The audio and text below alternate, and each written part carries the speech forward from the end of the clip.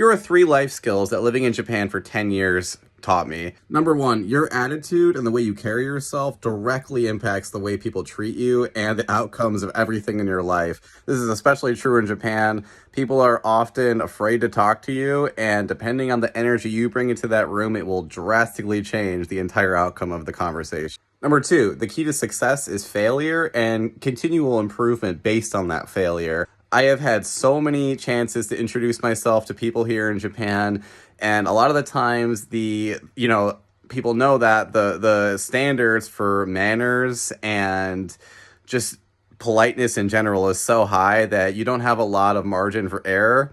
I have failed and learned from that failure so many times. Number 3, just because something isn't going well, that doesn't necessarily mean that it's your fault.